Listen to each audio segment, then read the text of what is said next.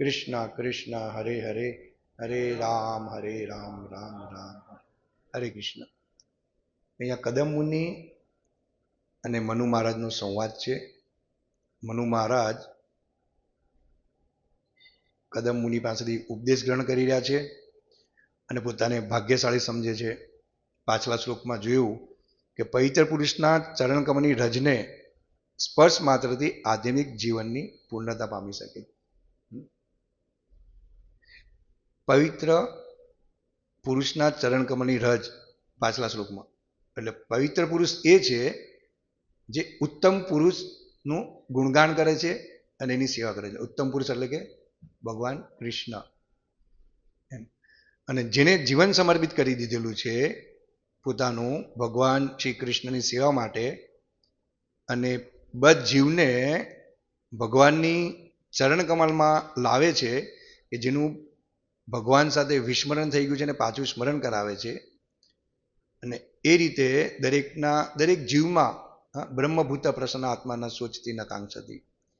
તો આવા પુરુષની આપણે જ્યારે ચરણની રજ લઈએ છીએ તો આપણને શું થાય છે? પૂર્ણતા પ્રાપ્ત થાય છે. પૂર્ણતા પ્રાપ્ત એ રીતે થાય છે કે આપણને ભગવાનની ભક્તિ મળે છે, કે વાસ્તવિકતા શું છે. અને આજના શ્લોકમાં અહીંયા કહે છે, દૃષ્ટવા તયાનુશિષ્ટો અહમ કૃતચનુગ્રહો મહાન. દૃષ્ટવા એટલે સદભાગ્યએ, તયા એટલે કે તમારા વડે, અનુશિષ્ટ એટલે ઉપદેશ પામ્યો છું. મનુ મહારાજ કહે છે કે હું ઉપદેશ પામ્યો છું અને કદમ મુનિનો આભાર વ્યક્ત કરે છે. અને એક ગુરુ પાસે કઈ રીતે જવું જોઈએ, ગુરુનું શરણ કઈ રીતે લેવું જોઈએ, ગુરુનું આજ્ઞાનું પાલન કઈ રીતે કરવું જોઈએ, અને જીવનમાં એને કઈ રીતે ઉતારવું જોઈએ, અને કઈ રીતે જીવન વ્યતીત કરવું જોઈએ કૃષ્ણ ભાવનામૃત, એ આ શ્લોકમાં બધું આપેલું છે. અને ઢોંગી ગુરુઓ કેવા હોય છે, પૈસા લઈને આપવાવાળા, એનું પણ પ્રભુપાદે અહીંયા ઉલ્લેખ કર્યો છે. તો સદગુરુનો આશ્રય કેવી રીતે લેવો અને તેમની સાથે કેવો વ્યવહાર કરો તે વિશે શ્રીલ રૂપ ગોસ્વામી તેમના ભક્તિ રસામૃત સિંધુમાં આપેલું છે. અને જેમ કે સદગુરુ તથા સંત પુરુષ પોતાની પાસે આવેલા સામાન્ય મનુષ્યને ઉન્નત કરવાની હંમેશા ઈચ્છા રાખે છે. દરેક મનુષ્ય માયાની ભ્રમણા હેઠળ હોય છે. તેનું મુખ્ય કર્તવ્ય જે છે તે કૃષ્ણ ભાવનાને તે ભૂલી જાય છે. તેથી સંત પુરુષ સદા એવી ઈચ્છા રાખે છે કે દરેક માણસ સંતજન બને. દરેક ભૂલકણા સામાન્ય મનુષ્યમાં કૃષ્ણ ભાવને જગાડ્યું એ સંત પુરુષનું કાર્ય છે. એટલે શીલ પ્રભુપાદે આ ચૈતન્ય મહાપ્રભુનું આંદોલન છે તે વિશ્વભરમાં ફેલાયું, ખાસ કરીને સંકીર્તન યજ્ઞ દ્વારા અને ગ્રંથોના પ્રચાર દ્વારા. અને આ બે વસ્તુ એટલી પ્રભાવશાળી છે. શ્રવણમ કીર્તનમ વિષ્ણુ પાદ સેવન. શ્રવણ કીર્તન એટલે આપણે જે કીર્તન કરીએ છીએ, અને પ્રચાર પણ એક જાતનું કીર્તન છે. એટલે આના દ્વારા જે બદ્ધ જીવ છે, બદ્ધ એટલે કે બદ્ધ અવસ્થામાં જે ભગવાનનું વિસ્મરણ થઈ ગયું છે અને આ ભૌતિક જગતમાં ભોગ ભોગવવાની વૃત્તિ કરે છે, અહમ મમેથી. જ્યારે ભગવાને સૃષ્ટિનું સર્જન કર્યું તો પ્રથમ મહતત્વ, પછી એમાંથી અહંકાર, અને અહંકારમાંથી દ્રવ્યો, કર્મશક્તિ, જ્ઞાન શક્તિ. તો એ અહંકાર દ્વારા આખી બધી આ આગળ સૃષ્ટિ થાય છે. એટલે જે જીવ છે તે મૂર્ખામીવશ અહંકારમાં રહે છે અને અન્ય ભગવાન એ માટે નાખે છે કે એને ભોગ ભોગવાની વૃત્તિ હતી. એટલે સંત પુરુષનું કાર્ય છે કે વાસ્તવિકતા એને પાછી યાદ કરાવે, જ્ઞાન કરાવે કે વાસ્તવિક તમારું કર્તવ્ય શું છે, આ જીવન, આ ભૌતિક જીવનમાં કેમ ભટકી રહ્યા છે. એટલે સંત પુરુષની વિશેષ કૃપા એ થાય છે કે કૃષ્ણ ભાવનાને ભૂલી ગયો છે તો પાછો એ યાદ કરે ભૂલકના જીવનું. અને એ યાદ કરવાનું કાર્ય આપણે માનો કે ઘરે ઘરે જઈએ છીએ, બધાને બુક વિતરણ કરીએ છીએ, ગ્રંથ આપીએ છીએ, અને ગ્રંથનું વિતરણ આપણે એ માટે કરીએ છીએ કારણ કે કળિયુગમાં જે પણ જીવ છે તેની બુદ્ધિ સ્મરણ શક્તિ નહીં જેવી છે, યાદ જ નથી રહેતું. સતયુગમાં તો ગુરુ જ્યારે શિષ્યને કહેતા હતા તો એને સ્મરણ રહી જતું હતું, યાદ રહી જતું હતું. એટલે માટે ગ્રંથનું વિતરણ ઘરે ઘરે જઈને ઇસ્કોનના ભક્તો કરે છે કે જેથી કરીને જેમાં ભગવાનની વાણી છે અને એ અધ્યયન કરીને જીવ ભગવાનની શરણમાં આવી શકે. તો આ બધા જેટલા પણ ભક્તો છે બધા સંત પુરુષો છે, કોઈ સામાન્ય નથી, કોઈના લાભ માટે નથી જતા, જાય છે જે જીવ છે તેને પાછા ભગવાનના શરણમાં લાવવા માટે. અને આ કોઈ સામાન્ય કાર્ય નથી ને આ કાર્ય દ્વારા આપણે ભગવાનને પ્રસન્ન કરી શકીએ છીએ. અને આ જ ગુરુની આજ્ઞા છે, પ્રભુપાદની આજ્ઞા છે, જ્યારે દેખો ત્યારે કહો કૃષ્ણ ઉપદેશ. એકદમ સરળ કાર્ય છે અને આ ભક્તિમય કાર્ય એટલું અદ્ભુત છે, એટલું દિવ્ય છે કે તપ જ્ઞાન યોગ દ્વારા આપણે સુખી નથી થઈ શકતા, નથી ભગવાનની પ્રાપ્તિ કરી શકતા. એક ભક્તિ યોગ એવો છે કે જે આપણને આપણું વાસ્તવિક સ્મરણ કરાવે છે અને વાસ્તવિક આપણે સુખી થઈએ. હવે આ યોગ જે ભક્તિ યોગ છે એ કઈ રીતે આપણું જીવન ભક્તિમાં સમર્પિત કરવું, કોણ ભગવાન છે, અને આ ભૌતિક જગતમાં આપણે ભટકી ગયા છે અને અનેક દેવી દેવતાના આપણે શરણો લીધેલા છે. દેવી દેવતા સન્માન્ય છે પણ મુક્તિ, એક મુક્તિદાતા ભગવાનનું નામ છે મુકુંદ, એ આપણને મુક્તિ આપી શકે છે. વાસ્તવિક મુક્તિ છે કે જ્યાં શરીરમાંથી, જ્યાં આપણું ભૌતિક શરીર છે જે આપણને ભોગ ભોગવવા માટે મળેલું છે, કર્મ કરવા માટે, તો વાસ્તવિક કર્મ આપણે કઈ રીતે કરીએ અને વાસ્તવિક સચ્ચિદાનંદ સ્વરૂપ જે ભગવાન છે ને તેને કઈ રીતે પ્રસન્ન કરી શકીએ અને કઈ રીતે આપણે આ ભૌતિક જગતમાંથી મુક્ત થઈને વાસ્તવિક ભગવાનની સેવા કરી શકીએ પરમેનન્ટ, કે જ્યાં જન્મ મૃત્યુ જરા વ્યાધિ નથી. હવે આ ઉપદેશ આપણને આપી શકે છે સદગુરુ.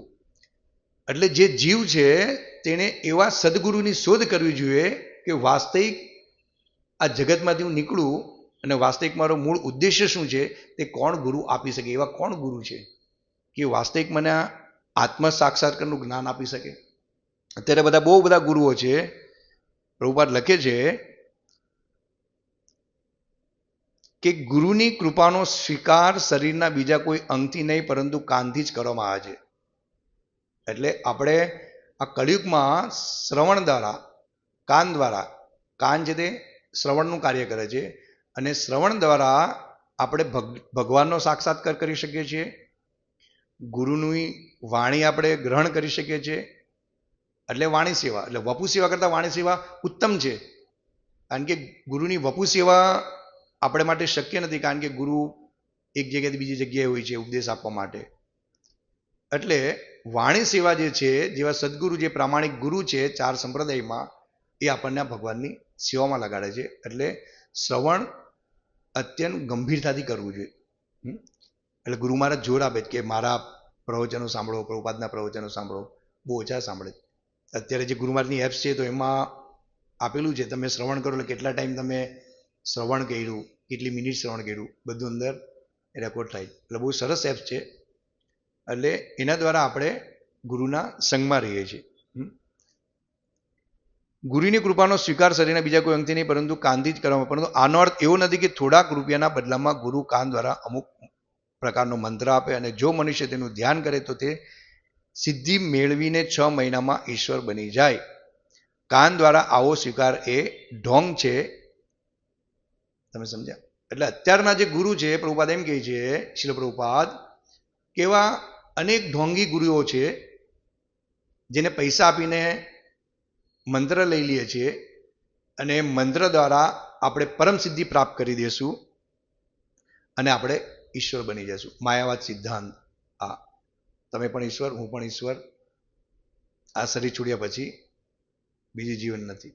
તો આવા ઢોંગી ગુરુઓ છે, તો આનાથી સાવચેતી રાખવી જોઈએ. કારણ કે જે સાચા સદગુરુ છે તે કદા પણ પોતાને ઈશ્વર માનતા નથી, પણ ઈશ્વરના પ્રતિનિધિ હોવાથી એની ભગવાન જેવી પૂજા કરવામાં આવે. કારણ કે ભગવાનનો જે સંદેશ છે તે એઝ ઇટ ઇઝ એ ગુરુ પ્રસ્તુત કરે છે, કોઈ પણ ફેરફાર બદલ્યા વગર. એટલે એને ભગવાનના પ્રતિનિધિ કહેવામાં આવે છે અને ભગવાન તરીકે એની પૂજા થાય છે, જે વ્યાસ પૂજા પૂજવામાં આવે. તો લોકો સમજતા હશે કે ગુરુની પૂજા આટલી ધામધૂમથી કેમ થાય છે, પણ ગુરુ છતાં પણ એ શ્રેય કોને આપે છે? ભગવાનને આપે છે. તો આ રીતે કયા ગુરુ પાસે જવું જોઈએ, ગુરુનું લક્ષણ શું છે, ભક્તિ રસામૃત સિંધુમાં આપેલા છે બધા, કે વાસ્તવિક ભક્તની અવસ્થા શું હોય છે, કઈ રીતે શરણાગતિ લેવી જોઈએ એમ. તો આવા ઢોંગી ગુરુથી બચવું જોઈએ.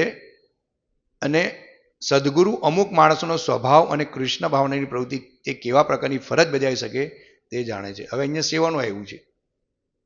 હવે દરેક ભક્તમાં કોઈમાં શુદ્રના લક્ષણ છે, કોઈમાં વૈશ્યના છે, કોઈમાં બ્રાહ્મણના છે, કોઈમાં ક્ષત્રિયના છે.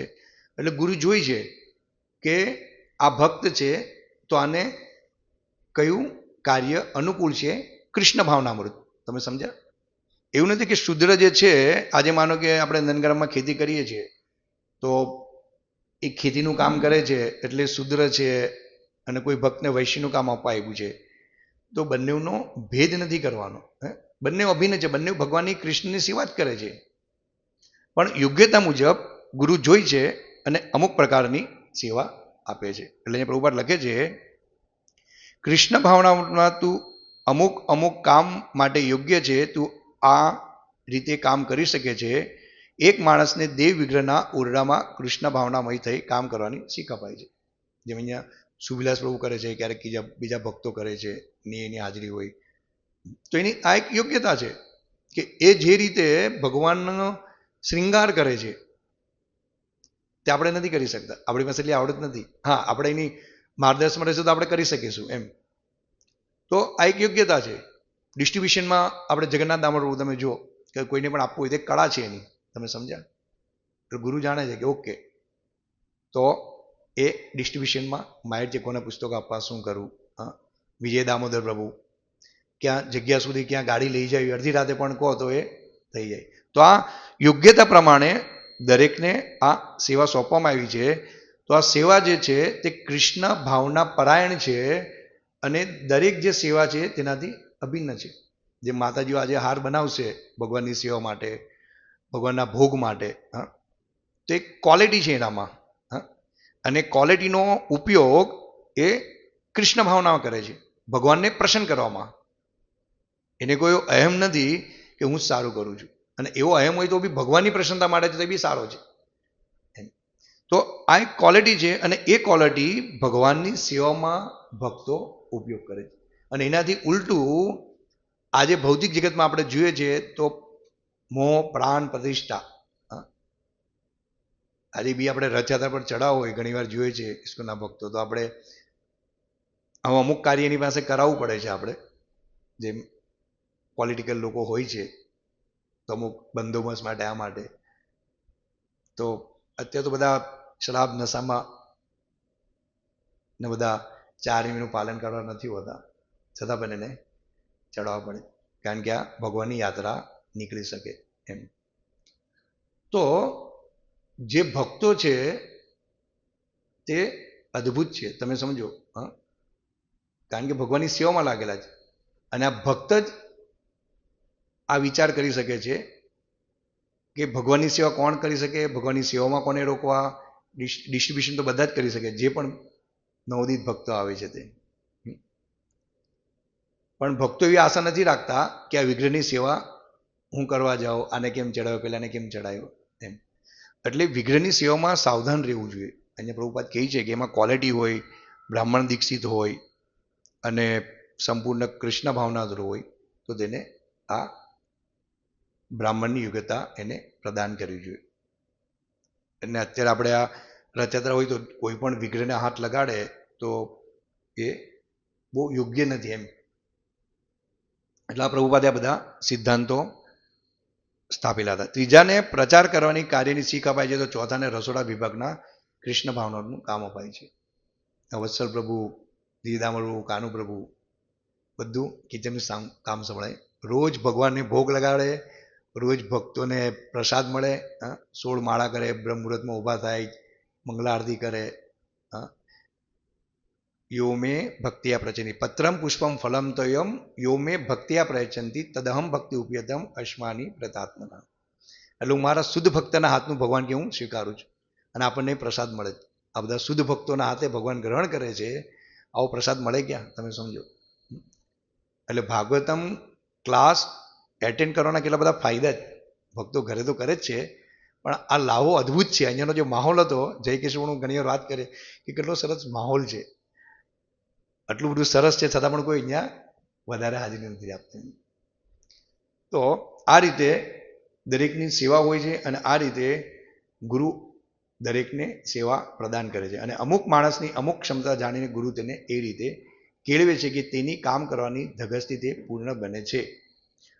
ભગવદ્ ગીતા સ્પષ્ટ કહે છે, જેમ અર્જુને તેની યુદ્ધ કળાની ક્ષમતા વડે કૃષ્ણની સેવા, જેમ અર્જુન ક્ષત્રિય હતો, એક રાજાનું કર્તવ્ય છે કે જે અધર્મી છે તેનો વિનાશ કરો, અને ભગવાનની આજ્ઞા પ્રમાણે એ યુદ્ધ કરતો હતો. એટલે ક્ષત્રિયનું કાર્ય છે. જ્યારે અર્જુને કીધું કે આ સામે મારા સગાવાળા છે, મિત્ર છે, પરિવારજન છે, કાકા કાકીઓ ઇત્યાદિ છે, તો એને મારીને તો હું નરકમાં જઈશ, આ બધાને મારીને મારે રાજ્યને શું કરું એમ. પણ ક્ષત્રિયનો ગુણ છે, એટલે ભગવાને કીધું કે ભાઈ તું ક્ષત્રિય છે, અને જો કાલ ઉઠીને તને કોઈ કહેશે કે આ તો કાયર છે, આ યુદ્ધ નહીં કર્યું, તો ક્ષત્રિયને અપમાન એક મૃત્યુ સમાન છે. એટલે અર્જુન ભગવાનની બધી વાણી સાંભળે છે અને એ દ્વારા એ ભગવાનની સેવામાં પરોવાય છે અને કહે છે કે ભગવાન તમે જે કહેશો તે પ્રમાણે હું કાર્ય કરીશ. એટલે આજે એક ક્ષત્રિય પણ ભગવાનની આજ્ઞા અને શાસ્ત્ર મુજબ આવું યુદ્ધ કરે છે તો એને કોઈ પાપ લાગતું નથી. પણ હું મારા સ્વાર્થ માટે માનો કે કોઈને વધ કરી નાખીશ, થોડા કોઈ પૈસા માટે, કોઈ ઝઘડા માટે, તો એ અપરાધ થશે. કારણ કે એ જીવન ભગવાને નક્કી કરેલું છે કેટલા સમય આ શરીરમાં રહેશે, અને એ પહેલાં આપણે એને બતાવી દઈએ તો આપણે એનું કર્મફળ લેવું પડે. કારણ કે સજા કરવી રાજાનું કાર્ય છે અને કમ્પ્લેન કરવી પ્રજાનું કાર્ય છે. એટલે જે કાર્ય રાજાનું છે તે આપણે નથી કરી શકતા. આપણે ઉપદેશ આપી શકીએ છીએ પણ કોઈને સજા નથી કરી શકતા મૃત્યુદંડની, એ સરકારનું કામ છે. તો એ રીતે આમાં બધું સમજાયું છે કે કઈ રીતે એક બદ્ધ જીવ કઈ કઈ સેવા દ્વારા ભગવાનને પ્રસન્ન કરી શકે છે, અને ગુરુના માર્ગદર્શન હેઠળ ગુરુ કઈ રીતે ભક્તોને સેવા આપે છે, કે જે રીતે ભક્ત એ સેવામાં રહી અને એ સેવાથી પછી આગળ વધી શકે. કોઈ મનુષ્ય સાહિત્યકાર હોય તો એ આપણે જેમ ભગવદ દર્શનના લેખ લખતા હતા પહેલા બધા, અત્યારે આપણે બધા બિઝી થઈ ગયા, નગર કંઈક ને કંઈક લેખન આપણે કરતા હતા. તો આ દ્વારા સાહિત્યકાર હોય તો ભગવાનના વિશે શાસ્ત્ર અનુસાર એ ભગવાનનો ઉપદેશ લખી શકે છે, જેને દ્વારા બદ્ધ જીવ એને ગ્રહણ કરીને ભગવાનનો વિશેષ લાભ લઈ શકે છે. ગુરુનો ઉપદેશ અને શિષ્ય દ્વારા શ્રદ્ધાપૂર્વક કરાતો તેનો અમલ, આ બેનો સંયોગ સમગ્ર પ્રક્રિયાને સફળ કરે. એટલે આપણી જે પ્રક્રિયા છે, આપણો જે ઉદ્દેશ્ય છે કે ભગવાન કૃષ્ણને કઈ રીતે પ્રસન્ન કરવા અને કઈ રીતે આપણું જીવન સમર્પિત કરવું, અને જીવન સમર્પિત કર્યા પછી આપણે કઈ રીતે ભગવાનના ધામમાં જાય કે જન્મ મૃત્યુમાંથી આપણે નીકળી જાય, આપણો ઉદ્દેશ્ય જ છે એમ. તો આ પ્રક્રિયા સફળ થશે. ભગવદ્ ગીતાના વ્યાવસાયિક બુદ્ધિ શ્લોકની સમજૂતીમાં શ્રીલ વિશ્વનાથ ચક્રવર્તી ઠાકુર વર્ણવે છે કે જે મનુષ્ય આધ્યાત્મિક સફળતા મેળવવા નિશ્ચિત થવા માંગે છે તેણે પોતાનું વિશિષ્ટ કાર્ય શું છે તે ગુરુ પાસેથી જાણી લેવું જોઈએ. વિશિષ્ટ કાર્ય શું છે અને એ કાર્ય આપણે છોડવું નહીં જોઈએ. આપણે જરાક પણ કંઈ થાય તો કે આપણે આ નહીં કરીશું, પેલું નહીં કરીશું. ઠીક છે, માયાના પ્રભાવને કારણે કદાચ ભક્ત વિચલિત થઈ જાય, પણ છતાં પણ એને સ્મરણ કરવું જોઈએ કે મારો ઉદ્દેશ્ય છે કૃષ્ણને પ્રસન્ન કરવાનો, ગુરુના આદેશનું સ્મરણ કરવાનું અને એનું પાલન કરવાનું. યશ્ય પ્રસાદાદ ભગવત પ્રસાદો. અને તે જ પોતાના જીવન અને આત્મા ગણવા જોઈએ. તે વિશિષ્ટ ઉપદેશોને તેને શ્રદ્ધાપૂર્વક અમલ કરવાનો પ્રયત્ન કરવો જોઈએ અને તેને જ પોતાના જીવન અને આત્મા ગણવા જોઈએ. એટલે બહુ ગંભીર વિષય છે કે ગુરુએ જે કાર્ય સોંપ્યું છે આપણે પ્રયાસ કરવો જોઈએ, નહીં થતું હોય તો બી, અને એને આત્મા અને જીવન ગણવું જોઈએ. કેટલો મોટો ઉપદેશ આપેલો. એવું નહીં કે આને લાઇકલી લેવું જોઈએ.